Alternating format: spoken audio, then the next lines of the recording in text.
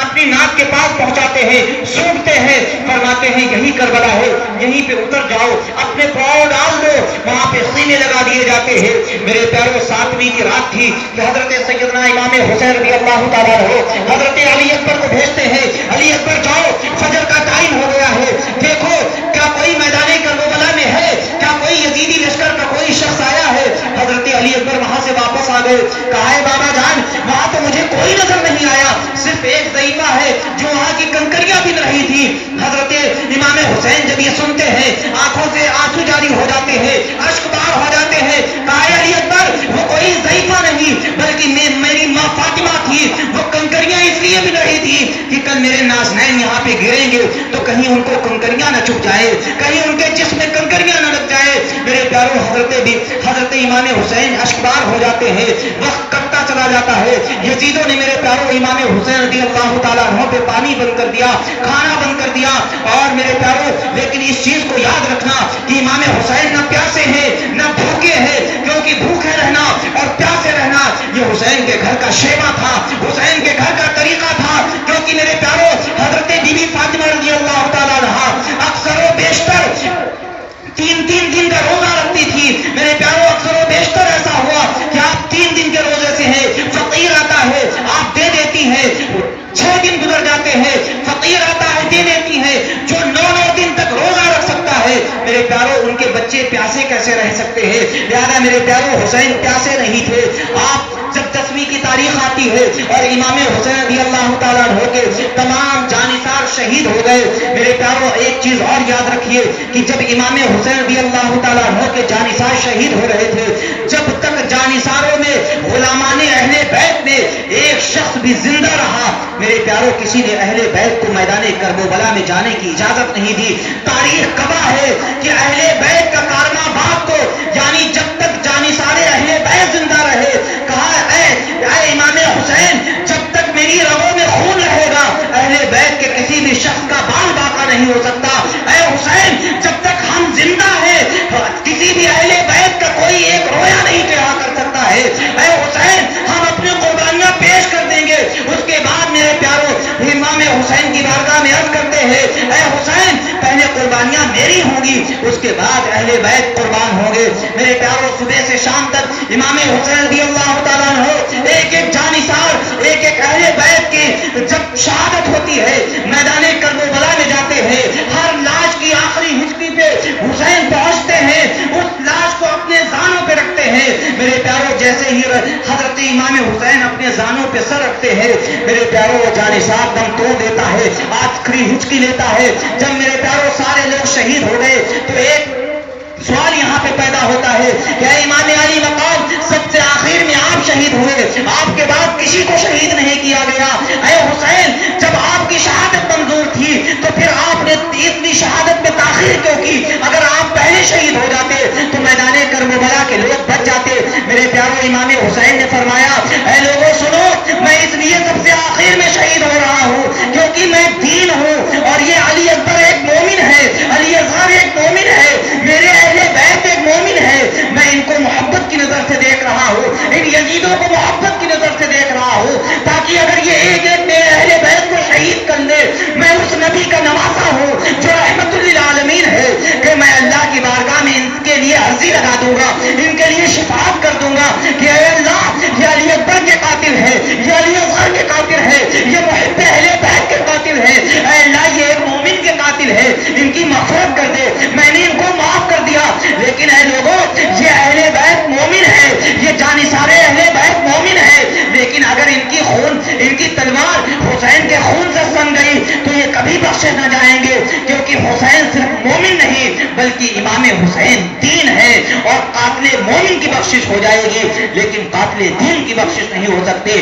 میرے پیاروں جب امام حسین رضی اللہ تعالیٰ عنہ نے دیکھا کہ تمام اہل بیت شہید ہو چکے ہیں، تمام جانثار اہل بیت شہید ہو گئے، تو میرے پیاروں امام حسین رضی اللہ تعالیٰ عنہ بھی میدان کربلا میں جانے کے لیے تیار ہو جاتے ہیں۔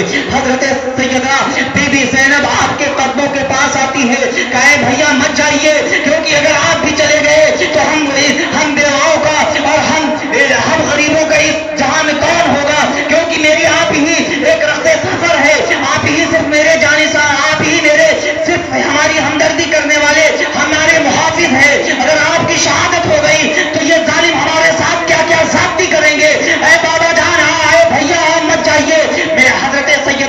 امام حسین رضی اللہ تعالیٰ عنہ کشم کش میں تھے.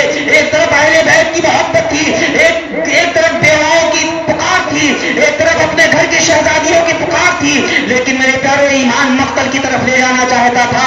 ادھر ذوق شہادت بھی تھی. امام حسین رضی اللہ تعالیٰ عنہ میرے پیارو حیدر کرار رضی اللہ تعالیٰ عنہ کی تلوار لیتے ہیں, حضرت سیدنا امام جعفر کا آپ کی ڈھال لیتے ہیں, آپ رقت جنگ کے لیے تیار ہو جاتے ہیں. جانے کے لیے آپ نے جیسے ہی اپنے گھوڑے کو لگائی, ایک مرتبہ گھوڑے کی ایڑ کھینچتے ہیں, میرے پیارو گھوڑا آگے نہ بڑھا, دوسری مرتبہ کھینچتے ہیں, تیسری مرتبہ کھینچتے ہیں, میرے پیارو گھوڑا میدان کربلا میں جانے کے لیے تیار نہیں. حسین نے دیکھا کیا بات ہے, گھوڑا آگے کیوں نہیں بڑھ رہا ہے. آپ نے نیچے دیکھا تو میرے پیارو حضرت سکینہ گھوڑے کے سن سے چپٹی ہوئی تھی. اے بابا جان آپ کربلا میں مت جائیے, جو بھی وہاں گیا ہے واپس نہیں آیا. اے بابا جان صرف آپ میرے ہیں, آپ مت جائیے, آپ بعد مت جائیے. پیارے حسین رضی اللہ تعالیٰ عنہ حضرت سکینہ کو گود میں لیتے ہیں, حضرت سکینہ کو حضرت بی بی زینب کے بالگیر کر دیا, کہا زینب ان کی حفاظت کرنا. حضرت امام حسین رضی اللہ تعالیٰ عنہ میدان کربلا میں پہنچ جاتے ہیں. جیسے ہی میدان کربلا میں پہنچے, سیدزادیاں اپنے دروازے سے دیکھ رہی ہے کہ امام حسین جیسے ہی میدان کربلا میں پہنچے آپ خطبہ دیتے ہیں, لیکن یزیدی لشکر پہ کوئی اثر نہیں ہوتا. ایک طرف سے تیروں کی بوچھار ہوتی ہے, ایک طرف سے نیزوں کی بوچھار ہوتی ہے, ایک طرف سے تمام یزیدی لشکر امام حسین پہ ٹوٹ پڑتے ہیں. میرے پیاروں دیکھتے ہی دیکھتے فاطمہ کا چاند گہن میں آ جاتا ہے. حضرت سیدنا امام حسین رضی اللہ تعالیٰ عنہ پہ دشمنوں نے وار کرنا شروع کر دیا.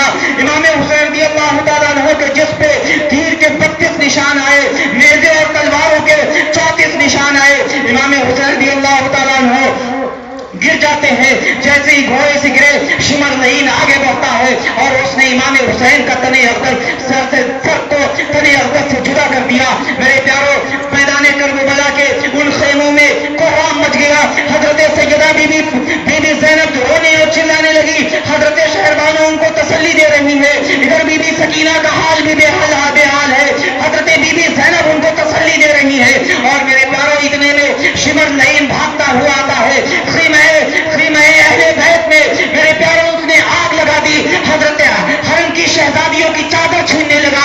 حضرت زینب رضی اللہ تعالیٰ عنہ نے مارے شرم و حیا کے اپنا چہرہ نیچے کر لیا اور کہا ہے شمر لعین تجھے شرم نہیں آتی, تو نبی زادیوں کو بے پردہ کرنا چاہتا ہے. میں اس نبی کی نواسی ہوں جس نے حاتم طائی کی بیٹی کو اپنی چادر رحمت سے اور اس کے سر کو ڈھاکا تھا, اس کو چادر رحمت پہنائی تھی. میں اسی نبی کی نواسی ہوں. میں نے مانا کہ میرے سب محافظ شہید ہو گئے ہیں, میرے تاجدار شہید ہو گئے ہیں, میرا حسین شہید ہو گیا ہے. میں نے مانا کہ میں اس وقت میرا کوئی محرم نہیں ہے اور اس بیچارگی نے تجھ کو دل پر بنا دیا ہے, لیکن کم سے کم کلمہ پڑھانے کا احسان تو مت بھول. میرے نانا نے تجھے کلمہ پڑھایا ہے, کم سے کم اس کا احسان تو یاد رکھ. میرے پیاروں شمر لعین آپ کی چادروں کو کھینچ لیتا ہے.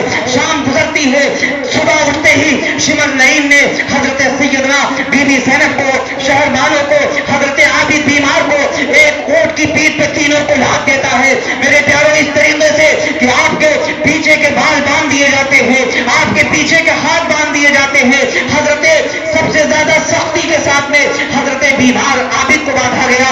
میرے پیاروں اس طرح سے باندھا گیا کہ حضرت زینب فرماتی ہے کہ میں اللہ کی بارگاہ میں سجدہ بھی نہیں کر پا رہی تھی, اتنی سختی سے باندھا گیا کہ میرے ہاتھوں میں نیل پڑ گئے. حضرت بی بی زینب فرماتی ہے میں نے کہا اے ظالموں ظلم کی حد نہ کرو, کم سے کم میرے ہاتھوں کو تو کھول دو, کم سے کم اتنا ڈھیلا تو کر دو کہ میں اللہ کی بارگاہ میں سجدہ کر لوں, کم سے کم میرے ہاتھوں کو اتنا ڈھیلا تو کر دو, رسیوں کو اتنا کس کے مت باندھو کہ میں نماز بھی ادا نہ کر سکوں. میرے پیاروں لیکن حضرت زینب فرماتی ہے ان ظالموں میں کوئی اثر نہ ہوا اور ان لوگوں نے میرا قافلہ کوفہ کی طرف روانہ کر دیا. امام حسین کا سر اقدس نیزے پہ ٹانگ دیا, اس کے پیچھے تمام شہداء کربلا کا سر تھا. میرے پیاروں حضرت سیدہ بی بی زینب فرماتی ہے کہ یہ قافلہ جب رواں ہوا تو ہم لوگوں کو اس طریقے سے لادا گیا کہ کوئی کسی ظالم کے ساتھ بھی اس طریقے کی